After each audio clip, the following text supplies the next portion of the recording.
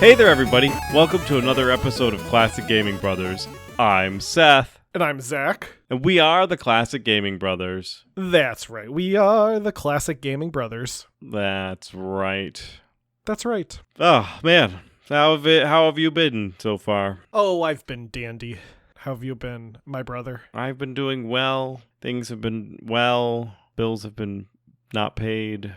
Roof has been leaking. Bills never get paid in the Classic Gaming house. No, it's true. It's true. We just let that go to collections. That's right. We say, another electric bill? We don't need electricity today. No, we stopped getting electric bills because we tied into our neighbor. Oh, yeah, that's right. That's right.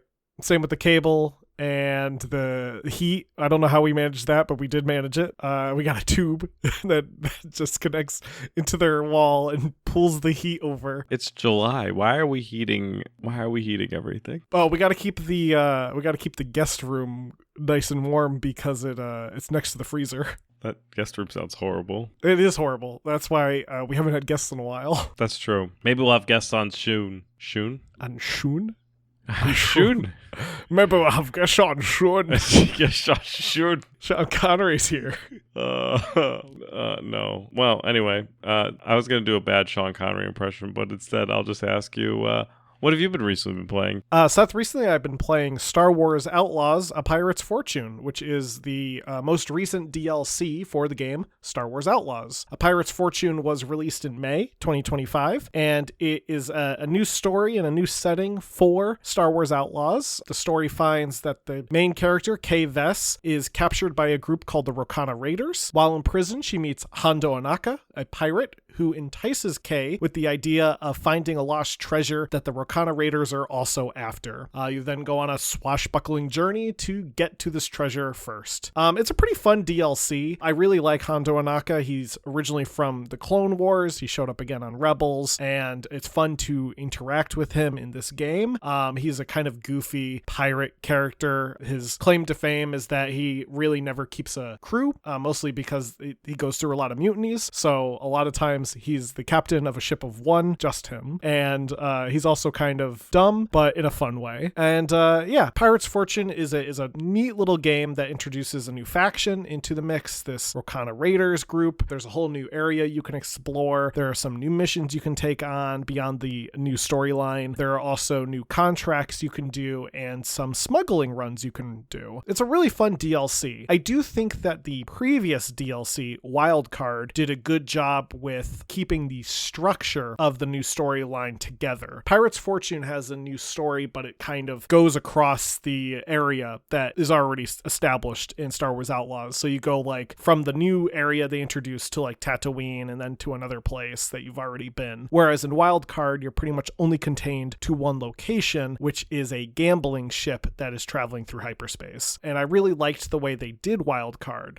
However, I thought Pirate's Fortune was still a fun time, and I really did like it. I don't think there are any other DLC planned. I think it's just Wildcard and A Pirate's Fortune are the only two. So I don't believe they have a third lined up. I might be wrong. If they do, I'm excited to see what's to come. But if they don't, I'm glad I got what I got. Seth, what have you been recently playing? Recently, I've been playing Little Kitty Big City. Oh, I love that game. I know you do. And part of your love and its great sale on Steam was the reason why I picked it up. Did I talk about this game already? I talked about this game already. Oh, you did. That's why it sounds familiar. Well, it was developed and published by Double Dagger Studio, and I'll keep my description brief because Zachary talked about it previously, but essentially you play as a little black kitty and you have a big personality and you go around causing mischief. You fall out of your window and you have to get back to the top of your window, and you meet some friends along the way, including tanukis, other cats, and birds. And sometimes the birds you catch to bother, and sometimes the birds you talk to get feathers from them. Regardless, it's a fun platforming game. I was going to say fun platformer puzzler, which I guess it is because there's puzzles, but it's a lot more to do with the platforming. Very chill, kind of easy to play, easy to kind of pick up and put down and all that jazz. And yeah, so I've been enjoying my time with that game, and that's Little Kitty Big City. I came out last year, May of 2024. Nice. Yeah, I really love Little Kitty. Yeah, it's one of my favorite games. It's just a nice chill game. Yeah, it's just like fun. It doesn't feel too like stressful, like you're trying to get things done or accomplished, or Albie's dead in the airlock or something. Like it's just chill. I freaking hate Albie, but it's just a chill game where you're just playing as your little kitty. Getting into today's episode, I guess you can say this is a part 2 to last week's episode when we talked about Shadows of the Empire. This week we're talking about Rogue Squadron. Seth, do you have any memories of Rogue Squadron that you want to share? I definitely remember playing it at somebody's house. Perhaps it was our own. I remember playing it when it came out, and there is like a level where it's in the desert. Yeah, Tatooine? Like the first level. Yeah, in Tatooine? Yeah, the first level. Yeah. And you have to, you're blasting through the canyons and stuff like that. It definitely felt like an extension of Shadows of the Empire's Hoth level. They took that formula and and there is a Hoth level in Rogue Squadron. Yeah, it's an unlockable level. Yes. But it's definitely, Rogue Squadron also came out during the time when they were writing books about Rogue Squadron. And I remember the Rogue Squadron books were very iconic when it came to their covers and stuff like that. And they were always I felt like at the time that they were coming out, I always felt like they were something I would be really interested in getting into when I was older. I was like, man, I can't wait to read those books about X-Wings when I'm older because they look serious. You thought it was I thought they were serious Star Wars only. Designed only for the adults. Adult Star Wars novels. And I've always, to this day, I haven't read them. I've been meaning to read them, and maybe I'll read them soon. But maybe. Yeah, so that's kind of my memories of it are nostalgic and full of glee. Yeah. What about you? Do you have any memories? Yeah, I can't remember when I first played Rogue Squadron. I think we actually rented it before we ended up owning it. There was a local video shop that we used to go to, and after we got our N64, I remember we rented a couple of games, such as Gauntlet Legends, Clay Fighter, and I believe we rented Rogue Squadron at one point. It's possible when that video store closed is when we acquired our copy of Rogue Squadron. I do remember really liking the Hoth level, and I liked there was a Death Star trench run level that was also an unlockable level, and I don't think I ever unlocked them without using cheats. I'm pretty sure I used cheats a lot for this game. I remember there was a fun cheat where you could unlock a Naboo starfighter from the Phantom Menace, and there was also another cheat where you could turn one of the ships into a 1969 Buick Electra 225, and that was always fun. Though I think that cheat crashed the game sometimes, right? Because I remember trying it and it causing issues. But yeah, I really liked Rogue Squadron. I also remember that Tatooine level, the opening level, really, really well. It's one of those very iconic opening sequences where Luke is flying in the X-Wing and he's like, Good morning, Wedge. The rest of Rogue Squadron is still back at base, but I thought we could take an early morning run through Beggar's Canyon.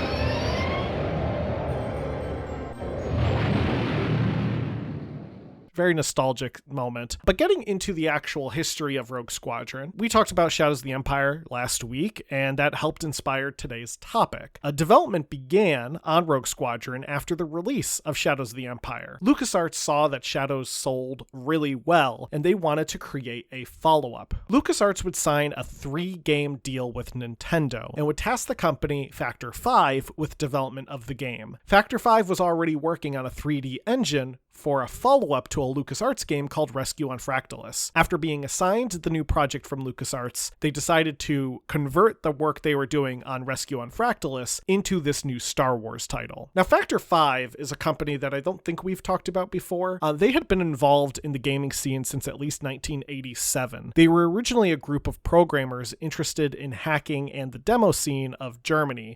They specifically were located in Munich before they would eventually start developing games. One of the first games that they would work on was a clone of R-Type called Katakis, which released on the Amiga. And reportedly, Activision was not amused that they put out a clone of R-Type, so Activision contacted Factor 5 and said, listen, you have 2 options. Option 1, we sue you. Option 2, we don't sue you, but you make us R-Type for the Amiga.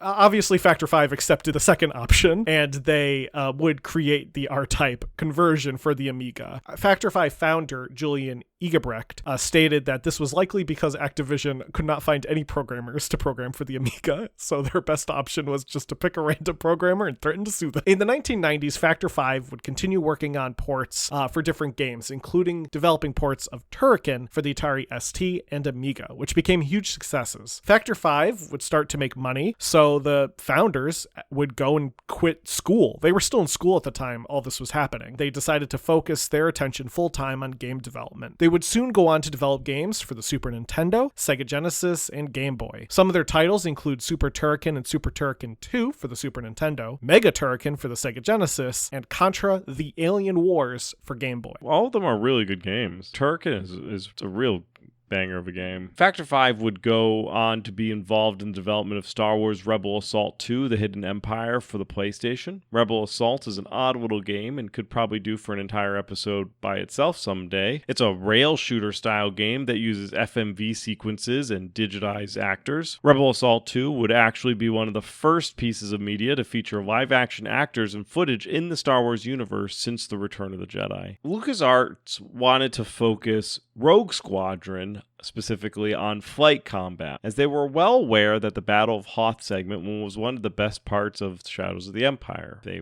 weren't wrong. It was. They knew people wanted a full game designed in that style, and they decided to give the fans just that. To make development easier, Factor 5, which they were already kind of working on with LucasArts since they were working on Rebel Assault 2, they would just kind of divide and conquer the development of it. LucasArts would create the game content, while Factor 5 would create the game engine, the music, and work alongside Nintendo to get the game to work with the hardware, because Factor 5 also had connections with Nintendo, because they were doing ports for Nintendo. So like Factor 5, because of their history with both Nintendo and their history with LucasArts, was really the perfect company to kind of partner with developing Rogue Squadron, where LucasArts needed the help, because they had it in with Nintendo and they had it in with LucasArts, and they were a competent studio. The original plan for the game was to replay famous scenes from Star Wars, such as the Battle of Hoth, the Death Star Trench Run, the second Death Star battle. However, Lucasfilm was at a stage where they really didn't want direct adaptations of the movies to the games. So, in a sort of compromise, the game would be based in the expanded universe. There were talks of basing the game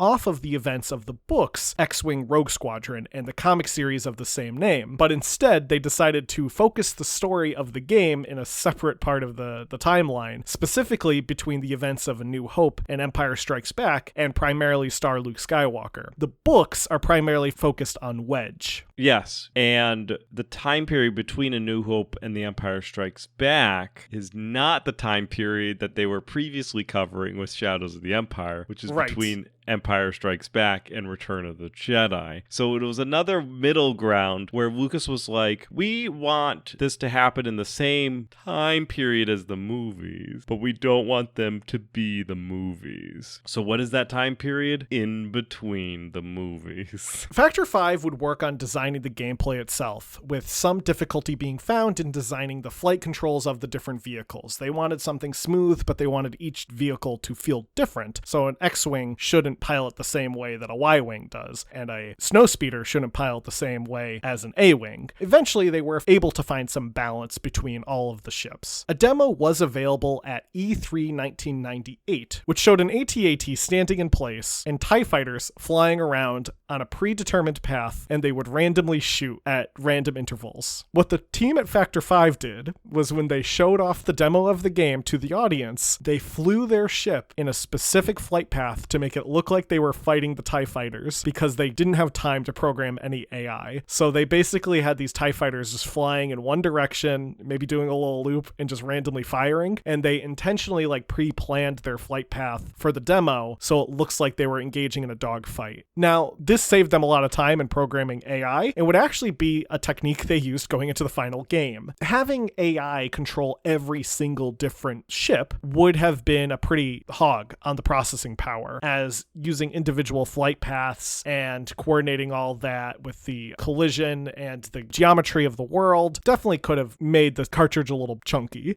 So in order to avoid that, a lot of the TIE fighters you encounter in the game fly in a predetermined path. And this is really evident when you play the opening sequence where the TIE fighters you fight aren't there to attack you, they're on a bombing run. So you just see the TIE fighters going in a circle bombing Mos Eisley, and they don't even attack you back.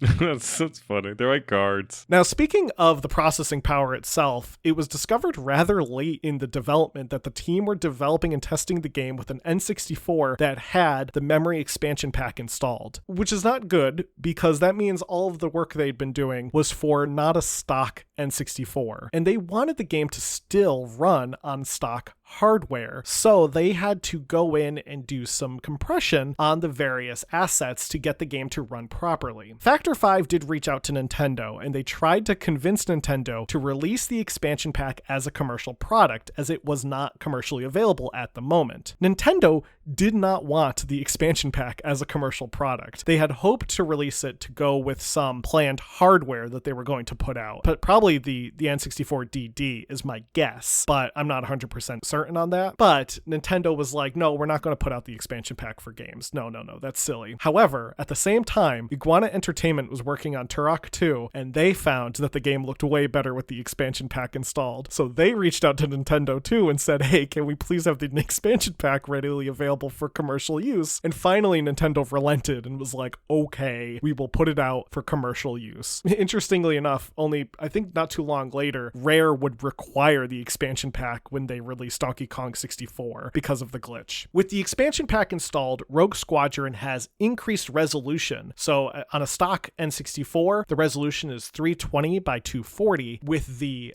expansion pack, it is 640 by 480. The game also runs at a smoother frame rate. And the benefit of the time was we still had primarily cathode ray tubes for our television sets. And the way that cathode ray tubes work is that you could get them as big as you want. The image will just stretch and it will just be because it's like just being displayed, projected essentially through the gas and stuff like that. But when it is a higher resolution, it would look better. The team over at Factor 5 also ran into conflict with Lucasfilms themselves, who were hesitant to offer up their sound effects library when they were making a Star Wars game like the X-Wings. And Lucasfilms had a library of sounds that you could use with a video game about Star Wars.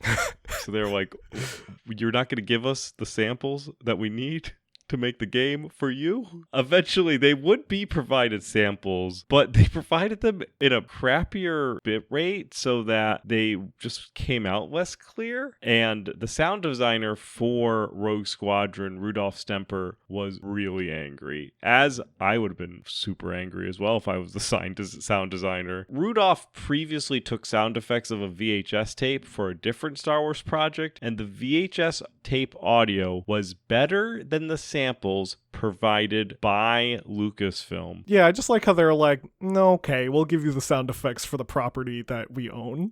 And they were like, send the crappiest version. But I just imagine that conversation with them where they're like, can you please provide this for us? And they're like, no. And then somebody being like, so you are not going to provide us sounds that we need for the game we're making for you? And somebody being like, oh, okay, we can do it. Sorry. Rogue Squadron notably features a lot of voiceover work, which sounds really good in the game thanks to Factor 5 developing their own sound tool called MO-Sys FX Surround. It would utilize Nintendo sound drivers, but it used better compression. For the voice cast themselves, Bob Bergen would play Luke Skywalker, Neil Ross would play Han Solo and General Rakeen, Terry McGovern would play Crix Medine and Wes Jansen, Olivia Hussey would go on to play Cassin Moore, and good old Dak Rattler was played by Ralph Sabarge, or Rattler.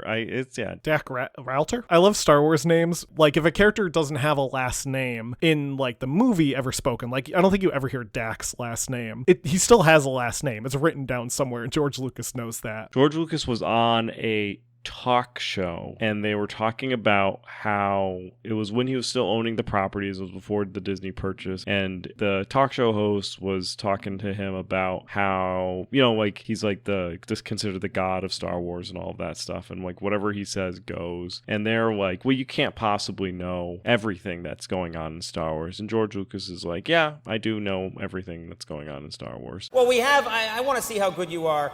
Jordan, who was featured in the remote, Jordan Slansky believes he can stump you with a question. Jordan thinks he's the best. I think we should bring Jordan out right now. Jordan, would you mind?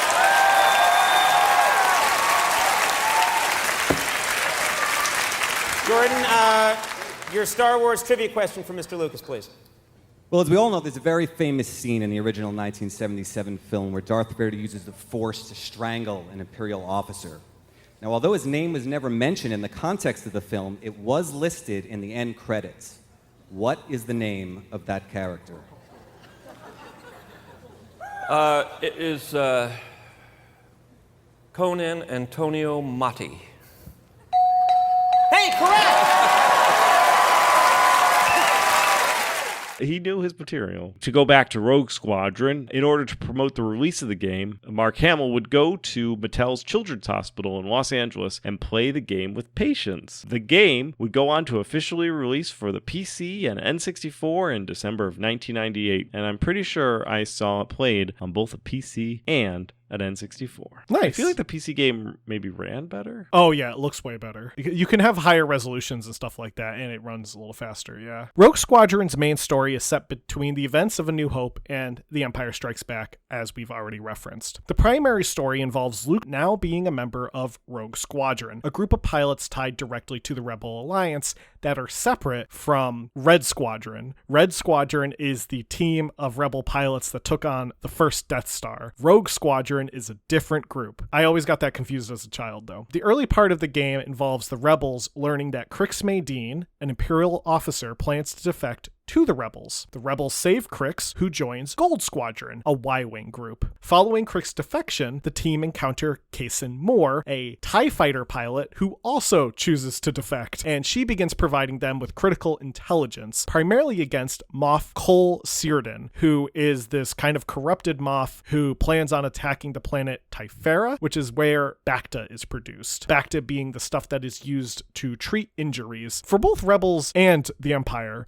So Moff Searden was probably going like a scorched earth approach on how to deal with the Rebels by also taking out the place where they got their health stuff. Now, the final chapter of the game is interesting. So the game takes place in this period between A New Hope and The Empire Strikes Back up until the very last mission. The last mission is 6 years after Return of the Jedi. Luke is no longer a member of Rogue Squadron. Wedge is now the leader of Rogue Squadron, and you do combat against the Imperial Remnant, who are planning to destroy the planet of Mon Calamari using world devastators. This level takes place during the events of Dark Empire, a comic series that ran from 1991 through 1992 that features a clone of Emperor Palpatine, and is a really interesting comic series. It's where Luke briefly goes to the dark side, but just to kind of like trick clone Emperor. So like Luke briefly turns evil, but not really. It's an interesting comic series. I liked it. A clone emperor, you say? That's something that's silly and would never live in canon versus from the expanded universe. Absolutely not. We would never see a clone of the Emperor ever again. Rogue Squadron as a game is interesting. It's a flight game, but it's not like a flight simulator. It's not like X-Wing or TIE Fighter or even the new game Squadrons. It's more of an arcade style flight simulator. A majority of the gameplay is set in a third-person perspective. You're watching your X-Wing fly, though you can switch to a first-person perspective if you would like to. I don't find it to make the gameplay any easier. I find that the third-person view is better because you get better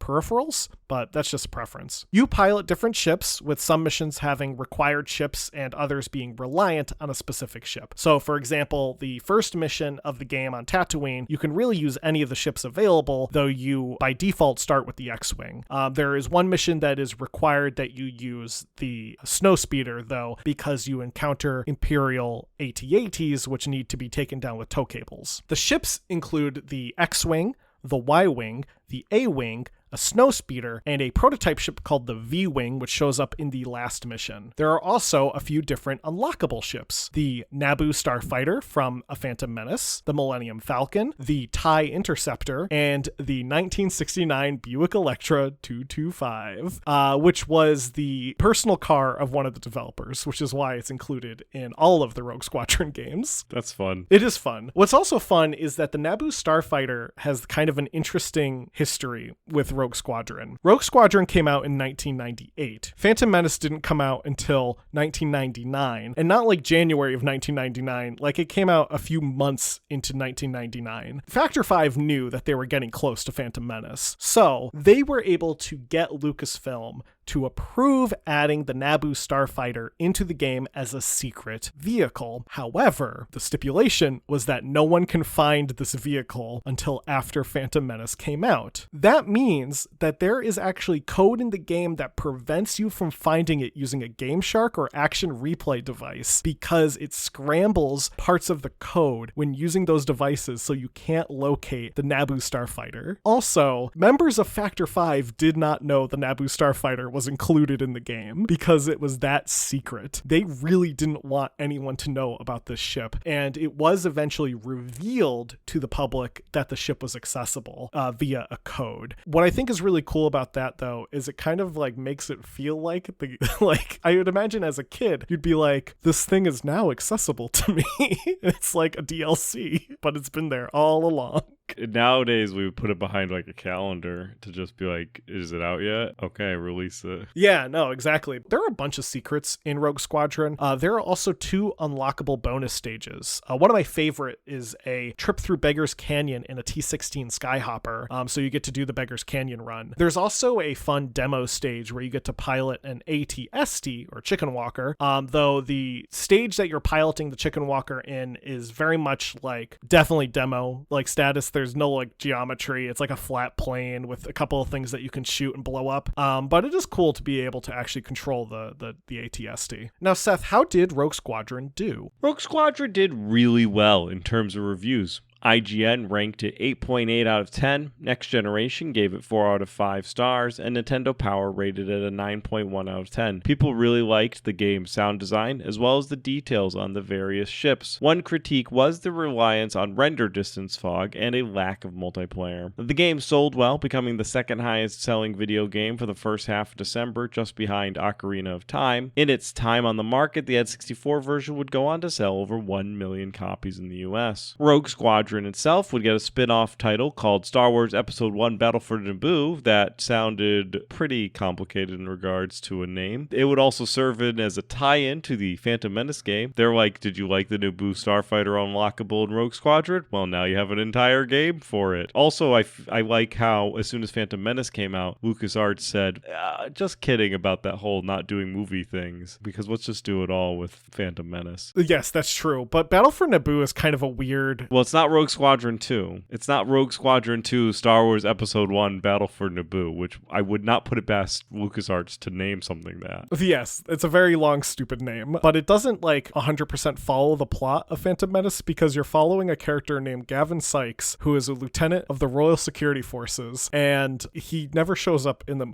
Actually, he does show up in the movie. He's Captain Panaka's buddy, right? He's like in the background. He has 0 lines. The guy that plays Gavin Sykes is a YouTuber named Parafractic. He does like Commodore 64 videos. There were 2 direct sequels named Rogue Squadron. There was Rogue Squadron 2 Rogue Leader and Rogue Squadron 3 Rebel Strike. There were also plans for a 4th title called Rogue Squadron X-Wing vs. TIE Fighter, which was intended to be a launch title for Xbox 360, but LucasArts would go on to cancel the game. Sony also wanted Factor 5 to make a launch title for the PS3, but instead of Rogue Squadron, they opted for an original title called Lair, which would use some of the assets and engine developed for X-Wings versus TIE Fighters, but not have anything to do with Star Wars. No, it has to do with dragons. Sure. Instead of flying around an X-Wing, you're flying around a dragon. Factor 5 planned on making a compilation game for the Nintendo Wii, but it was unreleased due to the financial crisis. The title would never be released, with LucasArts obtaining the rights to Rogue Squadron license after Factor 5 went bankrupt. In 2020,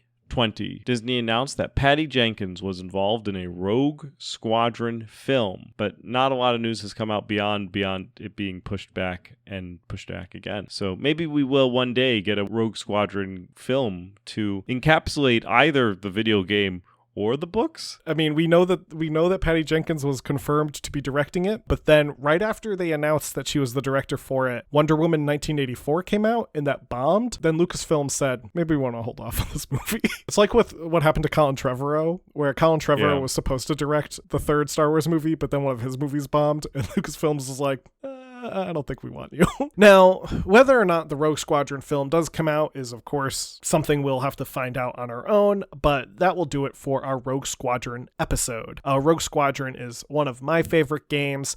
Seth, I think you like it a lot from how we've talked. I definitely want to read the books at some point. Maybe I'll try to find those or pick those up down the line. Who knows? But in any case, we're going to get into our retro rewind, which is perfect because Seth had me play Rogue Squadron for the N64. What is there to say? We've already spent the whole episode talking about Rogue Squadron. It's a great game, and there's really not much more to say beyond the fact that it's a great game. I actually own both the N64 version and the PC version, which is available via Steam and Good Old Games. The PC version does need a little bit of finagling to work on modern hardware, but it still runs pretty well once you do get it to work. The N64 version works perfectly. I mean, it's an N64 version. It just goes right in the system. You turn it on, you're good to go. I think Rogue Squadron definitely holds up. It has its quirks. The controls can be a little funky at times. There's definitely some difficulty spike in a few of the levels. I really find that any level that has me playing as a snowspeeder is just infinitely harder for some reason, and I think it's because I'm terrible at lassoing the legs of an AT-AT. When you try to lasso those legs, sometimes you get caught into the legs and you just explode. And whenever you explode, I forgot to add this earlier in our notes, whenever you die, Luke lets out the most terrifying scream of all time. Perfect. I'm glad that we got that scream. Yeah, I'm glad too. But yeah, N64 Rogue Squadron, classic game. A lot of fun. I love it. I definitely think it holds up. The later games also very much hold up. I really liked Rogue Squadron 2 and Rogue Squadron 3. Seth, next week, I want you to play Dragon's Fury for the Sega Genesis. Zachary had me play Shadowrun for Sega Genesis, which has nothing to do with Star Wars, and was released in 1994 and developed by Blue Sky and published by Sega. There was also an SNES game that was an RPG that was isometric and utilized a point-and-click interface that was developed by Beam Software, published by Data East and released in 1993. The Genesis version that Zach had me play was very different and not that game. They were not ports of the SNES game. It was an entirely different Shadowrun game, which is wild to think that Shadowrun, which is kind of a niche RPG, had two separate games created for both the Sega and for the SNES. The SNES cover for the game, though, is iconic for a Shadowrun like SNES game. Like, it's got the bull creature, and like you see it, you've probably seen it at game conventions. It is an iconic cover. However, the Sega Genesis game arguably is better. The Genesis version that Zach had me play is top down. The combat is better as it uses a lock-on versus a point-and-click interface and feels more at home on a console. Also, you don't have to go to the doors to open doors. You just walk into the building, and heaven forbid you walk into the building. And like, you walk over items and you can pick them up versus having to kind of click on them. With, mind you, you're using an SNES controller, so like click on them is not necessarily as easy as it would be on a mouse. The SNES version is also more linear when it comes to progression versus the Genesis version, which allows you to kind of pick your own path. The Genesis Matrix, which is the Shadowrun Internet, also has a flying silver guy, where the SNES version is a top-down blocky puzzler. They are two separate games. I feel like they both hold up and represent the source material well, just differently. The Genesis game, I would say, is superior. So if you're going to be going back and playing some Shadowrun, I would recommend the Genesis game. Maybe we'll do an episode in the future regarding just doing Shadowrun games, since there is more than just these two. Next week, Zach, you can play Air Diver for the Sega Genesis. Great, I will. Well, thank you everyone for listening to this episode. If you have any memories of playing Rogue Squadron or the other Rogue Squadron games, let us know. Or if you ever read the books, let us know. You can email us at classicgamingbrothers@gmail.com. We are available wherever podcasts can be found, be it Podbean, iTunes, or iHeartRadio. We're available on social media, Classic Gaming Brothers or CG Brothers Pod. Look us up. We're available on YouTube, and Twitch. By the way, on YouTube, we are just about to cap 100 subscribers, so if you go and subscribe to our YouTube channel, you might be 100, you could be 101, you could be 102. No matter what, though, we want you to subscribe. So be sure to subscribe to our YouTube channel. It's basically the same content you get here on the podcast. It is exactly the same. In fact, we actually don't particularly care if you subscribe to YouTube or not. I mean, it would be fun to have 100 subscribers, but primarily we are where the podcasting is, and those are those podcasting apps, which are... All of them. I already named them. And you can find us, of course, on our website, classicgamingbrothers.com. Now, Seth, am I forgetting anything else? Don't play games like my brother. And don't play games like my brother. I've been Seth. I've been Zach. And we've been the Classic Gaming Brothers. That's right. That's right.